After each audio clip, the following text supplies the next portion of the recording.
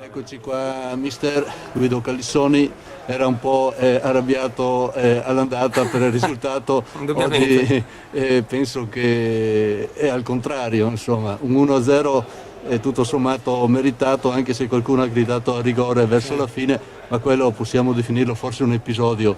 Ai punti ho sentito più persone hanno detto l'avete meritata. Beh, oggi abbiamo fatto comunque una buona gara, a dispetto di domenica precedente abbiamo anche giocato a calcio molto di più di quanto abbiamo fatto domenica scorsa. Il Portogruaro è una squadra ottima, negli ultimi 2 anni forse il più bel Portogruaro che ho visto io. E vincere contro un Portogruaro così è stato veramente molto importante per la nostra squadra, per la nostra società, perché, ripeto, l'avversario era veramente degno. Io ho visto una squadra molto, molto difficile.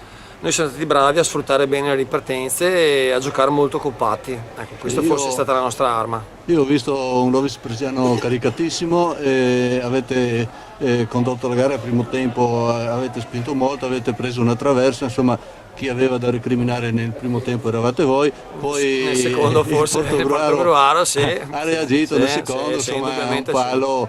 E lei dalla panchina ho sentito i suoi. La respinta del giocatore sulla linea era dentro, era fuori? No, questo sinceramente io non l'ho visto e i ragazzi non me ne hanno parlato. Più sul rigore ho avuto delle perplessità anche io. Sì. Allora, però mi sembrava di aver visto una mano, ma non ero proprio sicuro. Ecco. Per la vostra economia di gioco 3 punti importantissimi, penso, sì. Morale anche. Moltissimo. Forse avete raccolto un po' di fortuna che durante le partite precedenti l'avete lasciato per strada? Beh, devo anche dire che abbiamo avuto delle mancanze, abbiamo avuto delle perdite durante l'anno importantissime per noi. Un esempio è Abazzi, che abbiamo perso un centravanti già alla terza di andata, abbiamo perso. Siamo rimasti comunque così, con qualche innesto di giovane, quindi a maggior ragione io ritengo che questa qui è una partita veramente importante per noi. E se in passato abbiamo mancato qualche partita è dovuto anche a un po' di sfortuna, ecco, perché abbiamo avuto veramente situazioni d'attacco, come ad esempio oggi nel primo tempo abbiamo avuto 3-4 occasioni direi importanti da far gol anche il primo tempo, ma non siamo riusciti a concretizzarle. È un po' questo il trend di quest'anno, non si può sempre avere l'annata che si tira in porta e si fa subito gol, quindi è così. Però devo dire che i ragazzi non hanno mai perso la fiducia nei loro mezzi, nel lavoro settimanale, e sono contento. Ecco. Allora, ultima domanda, a questo punto del campionato voglio vedere se riesco a sbilanciarla. Chi vede, al di là del Vittorio che è in testa, come possibilità di passare?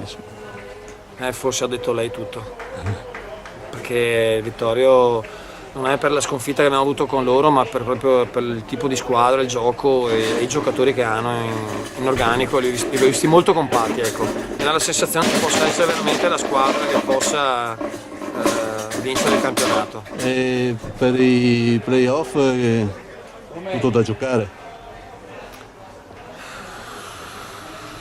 Ma credo che l'Union Vipo e lo Spinea sono squadre attrezzate. Credo che anche il Portogruaro possa comunque dire la sua, perché ribadisco che ho visto il più bel Portogruaro negli ultimi 2 anni.